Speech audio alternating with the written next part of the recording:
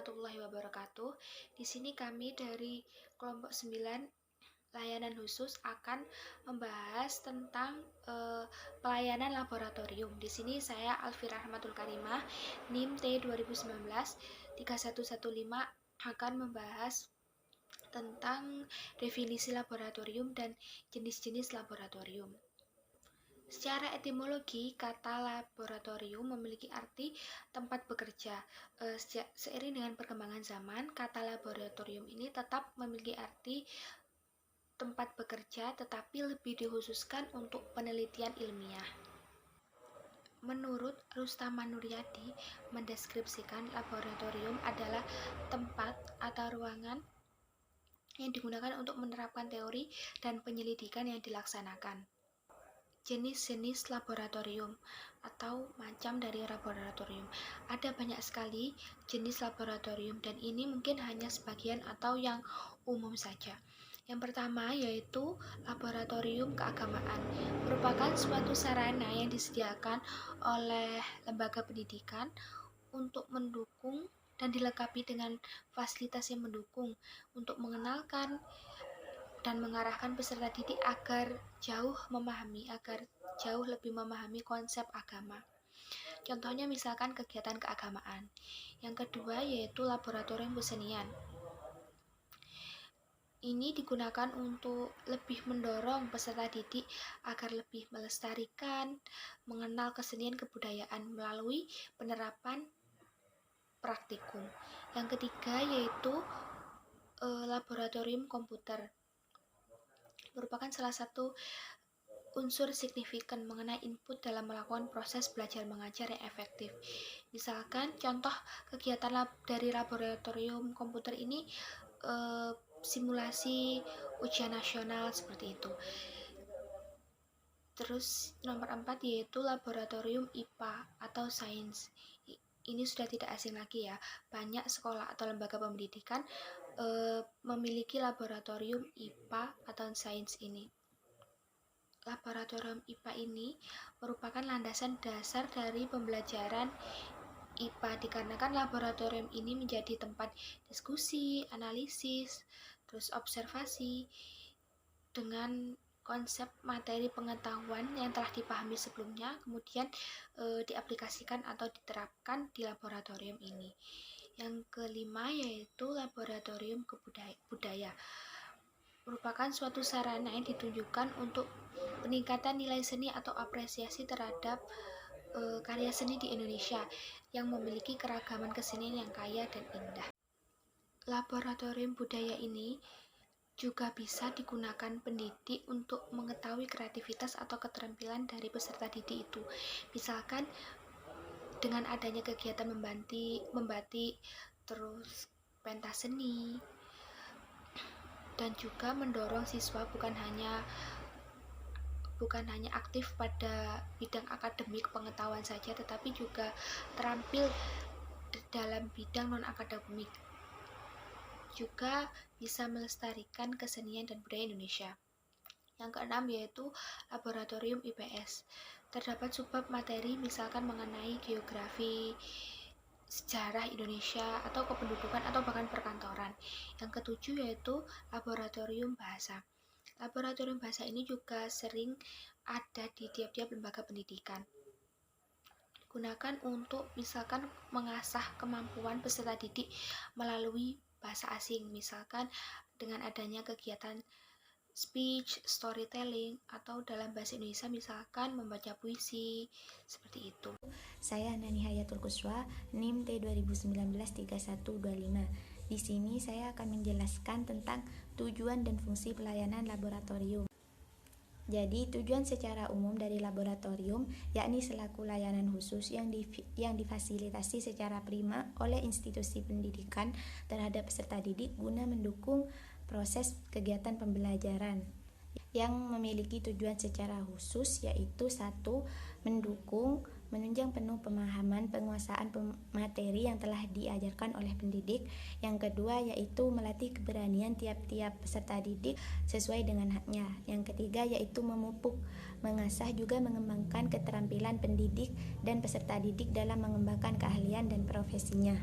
Selanjutnya yaitu fungsi pelayanan laboratorium antara lain, yaitu yang pertama sebagai perlengkapan alat atau tempat ruangan untuk meneguhkan, menguatkan keselarasan informasi dan wawasan pengetahuannya. Yang kedua yaitu sebagai perlengkapan alat atau tempat ruangan yang menentukan adanya ikatan hubungan sebab dan akibat dari suatu penelitian. Yang ketiga yaitu sebagai perlengkapan alat atau tempat ruangan untuk mengasah, mengetahui keterampilan yang ada dalam diri individu.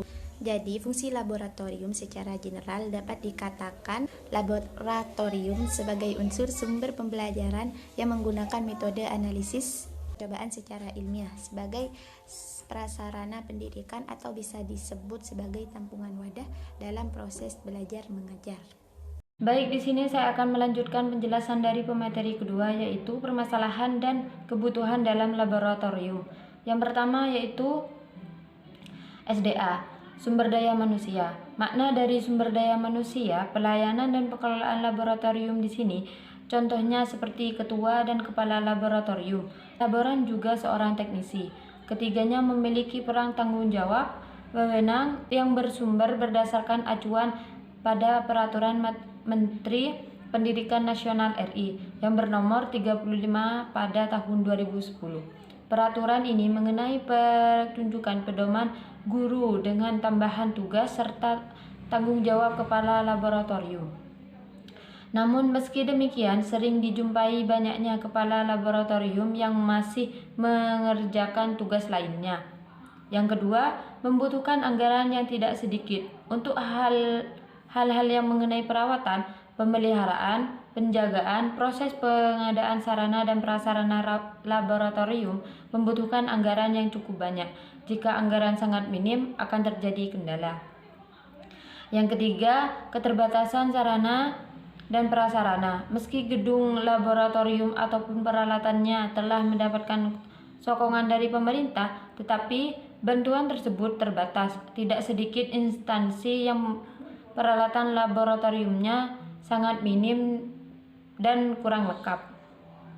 Yang keempat, administrasi yang kurang terkoordinir. Terkait dengan kesanggupan dan ketersediaan tenaga administrasi di laboratorium, baik itu kepala lab, teknisi ataupun laboran, problematika seperti yang tidak asing yaitu pengangkatan pendidikan yang sebenarnya memiliki tugas utamanya bukanlah sebagai petugas laboratorium.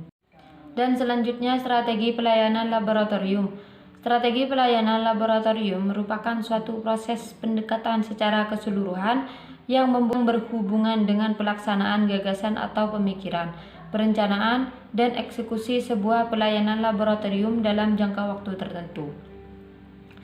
Rancangan strategi pelayanan ialah salah satu komponen dari manajemen laboratorium, yakni mengelola, mengatur laboratorium berdasarkan konsep baku. Yang pertama, susunan struktur organisasi. Kepala laboratorium berhak bertanggung jawab untuk mengelola dengan baik. Laboratorium berwenang menetapkan, mengatur juga membuat peraturan yang sesuai. Misalkan dengan memantau kinerja laboran, menjadwalkan pelatihan, penugasan laboran, dan yang tak kalah penting, memaksimalkan bimbingan, evaluasi, dan pengembangan pelayanan. Tugas dan wewenang bertanggung jawab ialah menstabilkan, menjaga, memelihara kebutuhan perlengkapan fasilitas laboratoriumnya. Yang kedua, kerjasama yang baik antara laboran.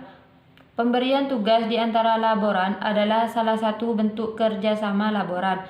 Manfaat dari pelayanan laboratorium yang dilaksanakan secara kerjasama antara laboran akan lebih menghemat waktu, tenaga, dan saling bertukar pikiran atau berdiskusi. Yang ketiga, penyusunan jadwal dan pemberian sanksi jadwal praktikum bisa dikatakan baik apabila dalam proses perumusan atau penyusunannya telah mencapai dan memenuhi persyaratan, contohnya membentuk jadwal dan berbeda tiang bidang agar mudah dan tidak bercampur baur. Pemberian sanksi apabila salah satu pihak melanggar aturan atau kontrak yang telah disepakati, misal meminjamkan alat dan pengembalian yang lewat dari batas waktunya. Yang keempat, administrasi inventarisasi untuk memudahkan juga agar terorganisir secara rapi. Baik, cukup dari saya. Wassalamualaikum warahmatullahi wabarakatuh.